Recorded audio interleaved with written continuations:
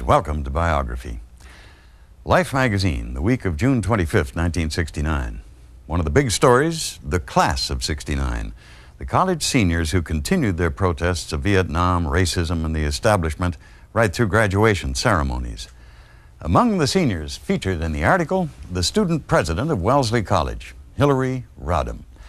Well, no need to go to the 25th reunion to find out what happened to her.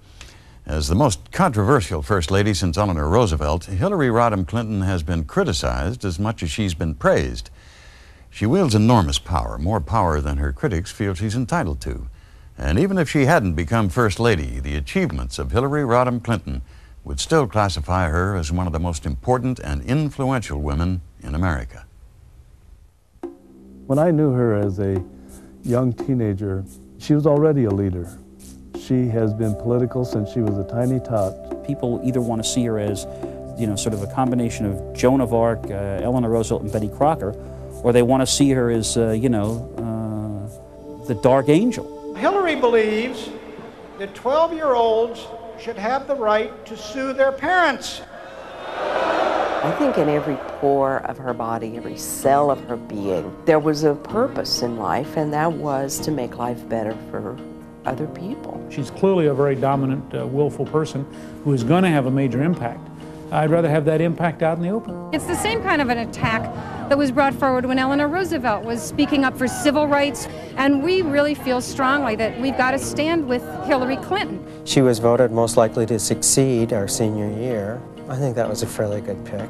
She's a very effective advocate for a point of view. Frankly, I wish she was a conservative and not a liberal. Hillary Rodham Clinton, as First Lady, as legal rights activist, as policymaker, as wife and mother, she has always inspired powerful reactions. In 1992, she returned to her high school in suburban Illinois. How did a nice Republican girl from Park Ridge go wrong?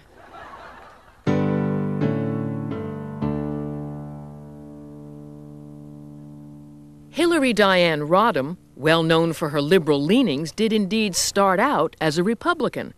She and her two younger brothers, Hugh and Tony, grew up in Park Ridge, Illinois, a bedrock Republican community 20 minutes from downtown Chicago. It was the epitome of the suburban middle-class community.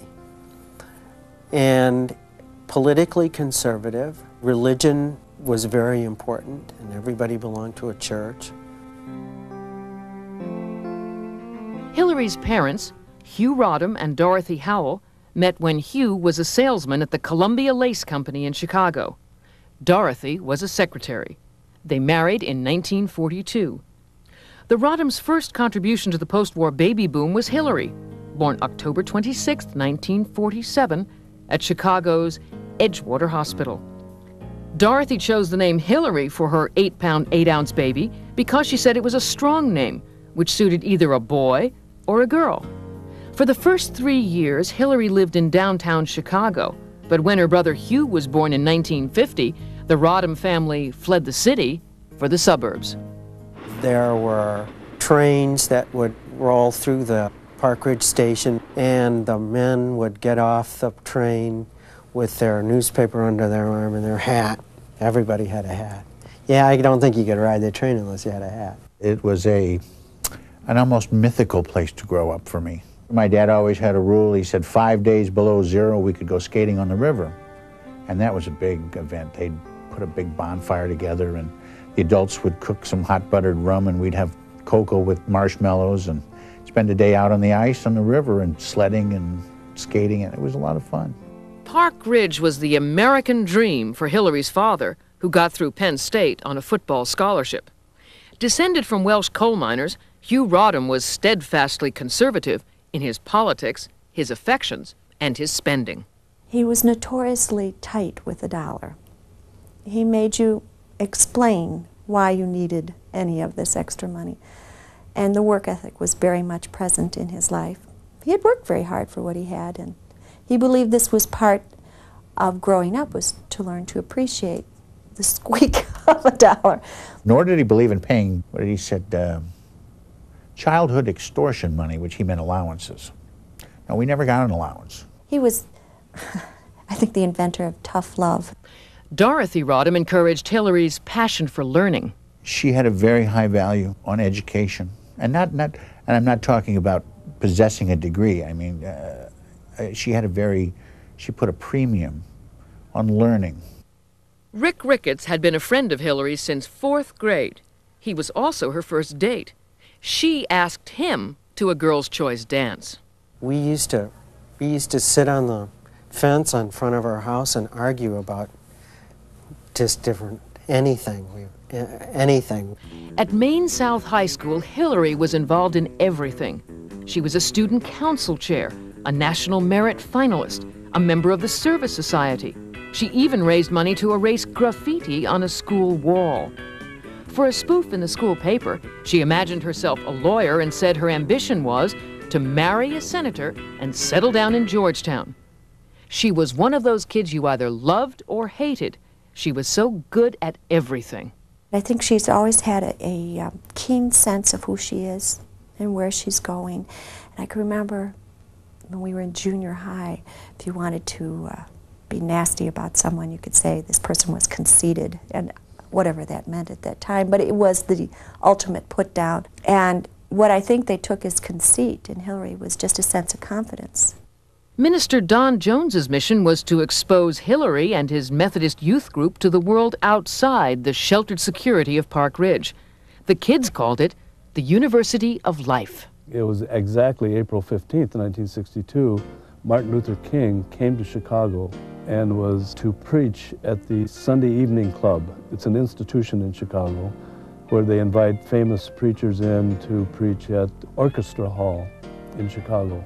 And so I chose to take the youth group in on the night that Martin Luther King Jr. preached. I had arranged to go backstage after the service, and I stood next to him and introduced all of the youth as they filed by.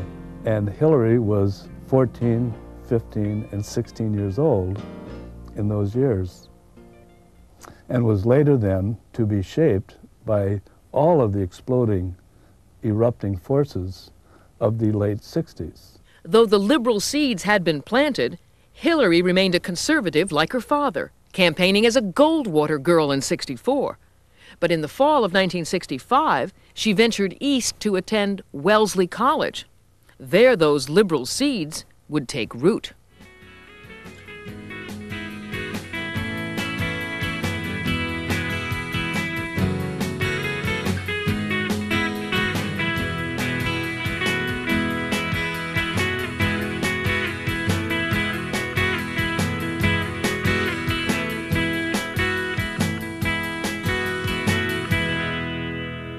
Don Jones received a letter from Hillary only a month after she got to college, saying she had invited a black classmate named Karen Williamson to go to church with her. She said, I just got back from calling my parents. During the course of the conversation, I mentioned the young woman, Karen, and the church. I was so disappointed in my parents' reaction.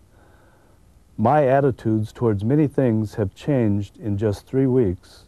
And I think I expected Park Ridge to have undergone a similar metamorphosis. My sense is that she came to Wellesley in absolutely the optimum condition from the point of view of coming to another section of her life and another piece of an educational opportunity with virtually every pore open to be exposed to things she hadn't been exposed to before. And she was learning off campus as well. She was visiting Park Ridge during the 1968 Democratic National Convention. Both our mothers had said, under no circumstances are you to go downtown.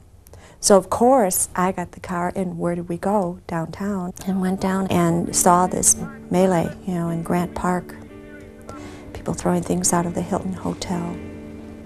Police acting as we had never seen police acting. So it was, all of a sudden, Vietnam was a different situation for us. And so I think you take that naivete of nothing's going to touch us, and it touched us.